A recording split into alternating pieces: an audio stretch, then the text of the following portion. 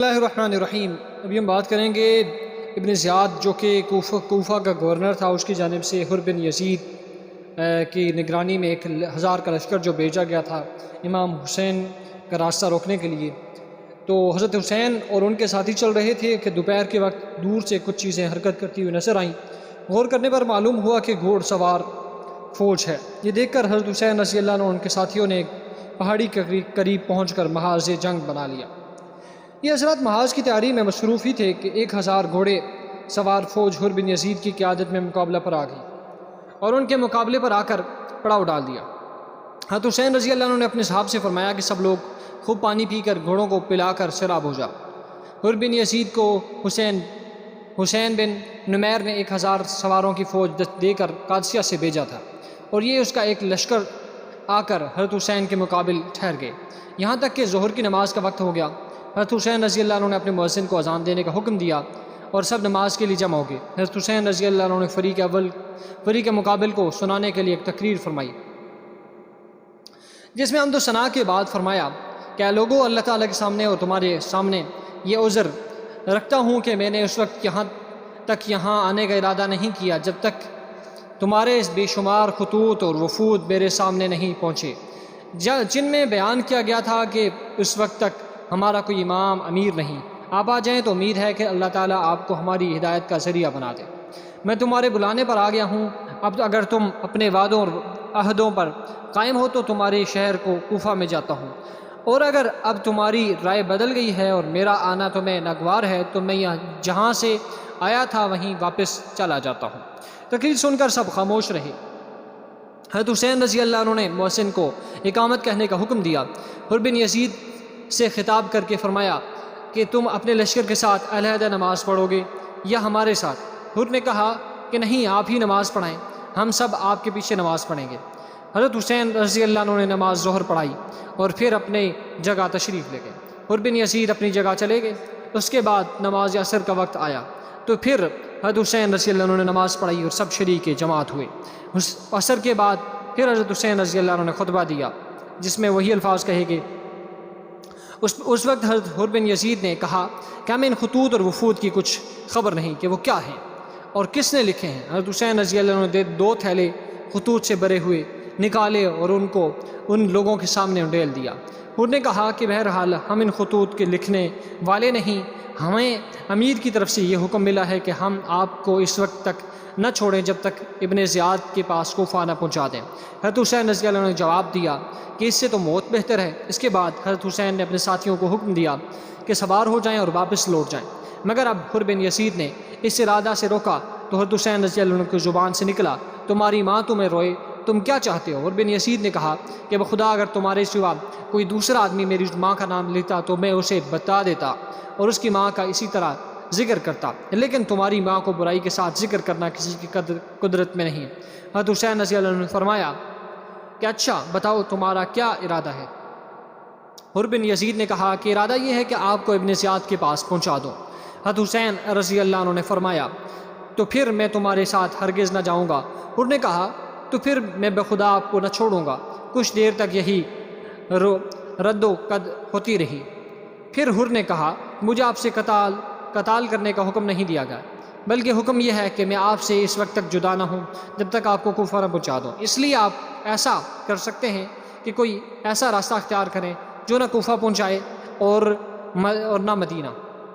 یہاں تک کہ میں ابن زیاد کو خط لکھوں کہ آپ بھی یزید کو یا ابن زیاد کو لکھیں، شاید اللہ تعالیٰ میرے لیے کوئی ایسا مخلص پیدا کر دیں کہ میں آپ کو مقاتلہ اور آپ کی ایذا سے بچ جاؤں۔ اس لیے حضرت حسین رضی اللہ عنہ نے عزیب اور قادسیہ کے راستہ سے بائیں جانب چلنا شروع کر دیا۔ حر ماں اپنے لشکر کے ان کے ساتھ چلتا رہا۔ اسی اثناء میں حضرت حسین رضی اللہ عنہ نے پھر ایک خطبہ دیا جس میں حمد و ثنا کے بعد فرمایا کیا لوگوں، رسول اللہ صلی اللہ علیہ وسلم نے فرمایا کہ جو شخص کسی ایسے بادشاہ کو دیکھے جو اللہ کے حرام کو حلال سمجھے اور اللہ کے عہد کو توڑے، سنت رسول صلی اللہ علیہ وسلم کی مخالفت کرے، اللہ کے بندوں کے ساتھ گناہ اور ظلم و عدوان کا معاملہ کرے، یہ شخص اس کے لیے ایسے افعال و اعمال دیکھنے کے باوجود کسی قول و فعل سے یا اس کی مخالفت نہ کرے تو اللہ تعالیٰ کی ذمہ ہے کہ اس کو بھی اسی ظالم بادشاہ کے ساتھ اسی کے مقام دوزخ میں پہنچا دے۔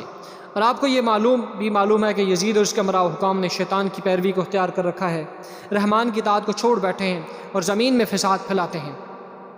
حدود الہیہ کو معطل کر دیا، اسلامی بیت المال کو اپنی ملک سمجھ لیا، اللہ کے حرام کو حلال کر ڈالا اور حلال کو حرام ٹھہرا دیا، اور میں دوسروں سے زیادہ حقدار ہوں، میرے پاس تمہارے خطوط اور وفود تمہاری بیعت کا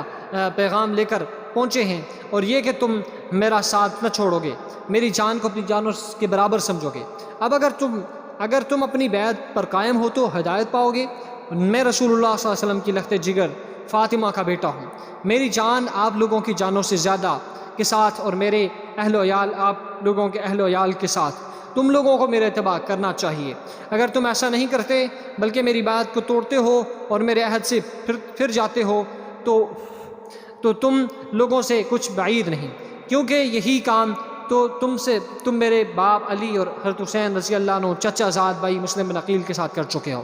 اور وہ آدمی بڑا فریب میں ہے جو تمہارے عہد و پیمان سے دھوکہ کھائے، تو تم نے خود اپنا آخرت کا حصہ ضائع کر دیا اور اپنے حق میں ظلم ٹھہرے۔ خود ابن یزید نے خطبہ سن کر کہا کہ میں آپ کو اپنی جان کے بارے میں خدا کی قسم دیتا ہوں، کیونکہ میں یقین کے ساتھ جانتا ہوں کہ آپ قتال کریں گے تو قتل کیے جائیں گے۔ حضرت حسین نے فرمایا کہ تم مجھ کو موت سے ڈرانا چاہتے ہو، جو میں کہہ رہا ہوں اس پر توجہ نہیں دیتے۔ میں آپ کے جواب میں صرف وہی کہہ سکتا ہوں جو رسول اللہ صلی اللہ علیہ وسلم کی امداد کے لیے نکلنے والے ایک صحابی نے اپنے بھائی کی نصیحت کے جواب میں کہا تھا۔ بھائی نے اس سے کہا کہ تم کہاں جاتے ہو، قتل کر دیے جاؤ گے۔ حر بن یزید کچھ تو پہلے سے اہل بیت کا احترام دل میں رکھتا تھا، کچھ خطبوں سے متاثر ہو رہا تھا، یہ کلام سن کر ان سے علیحدہ ہو گیا اور ساتھ ساتھ چلنے لگا۔ اسی حال میں 4 آدمی کوفہ سے حضرت حسین رضی اللہ عنہ کی مدد کے لیے پہنچے، جن کا سردار ترتاح بن اہدی تھا۔ حر بن یزید نے چاہا کہ انہیں گرفتار کر لے یا واپس کر دے، مگر حسین رضی اللہ عنہ نے فرمایا کہ یہ میرے مددگار اور رفیق ہیں،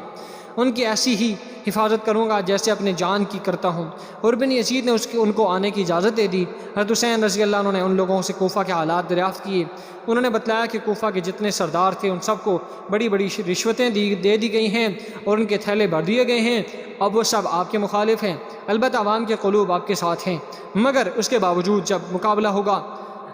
تو تلواریں ان کی بھی آپ کے مقابلہ پر آئیں گی۔ ترتاح بن اہدی جب حسین رضی اللہ عنہ کے ساتھیوں سے آ کر شامل ہوئے تو آپ سے عرض کیا کہ میں دیکھتا ہوں کہ آپ کے ساتھ تو کوئی قوت اور جماعت نہیں ہے، اگر آپ کے قتال کے لیے حر بن یزید کے موجودہ لشکر کے سوا کوئی بھی نہ آئے تب بھی آپ ان کا پر غالب نہیں آ سکتے، اور میں تو کوفہ سے نکلنے سے پہلے کوفہ کے سامنے آپ کے مقابلہ پر آنے والا اتنا بڑا لشکر دیکھ چکا ہوں جو اس سے پہلے کبھی میری آنکھوں نے نہیں دیکھا۔ میں آپ کو خدا کی قسم دیتا ہوں کہ ایک بالش بھی ان کی طرف نہ بڑھے، آپ میرے ساتھ چلیں، میں آپ کو اپنے پہاڑ آ جائیں ٹھہرا دوں گا جو نہایت محفوظ قلعہ جیسا ہے۔ ہم نے ملوک غسان اور ضمیر اور لقمان بن منظر کے مقابلہ میں اسی پہاڑ میں پناہ لی اور ہمیشہ کامیاب ہوئے، آپ یہاں آ کر مقیم ہو جائیں، پھر آجا اور سلمہ دونوں پہاڑوں پر بسنے والے قبیلے طے کر کے لوگوں کو بلائیں، بخدا 10 دن نہ گزریں گے کہ اس قبیلہ کے لوگ پیادہ اور سوار آپ کی مدد کے لیے آ جائیں گے۔ اس وقت اگر آپ کی رائے مقابلہ ہی کی ہو تو میں آپ کے لیے 20,000 بہادر سپاہیوں کا ذمہ دار ہوں جو آپ کے سامنے اپنی بہادری کے جوہر دکھائیں گے، جب تک ان میں سے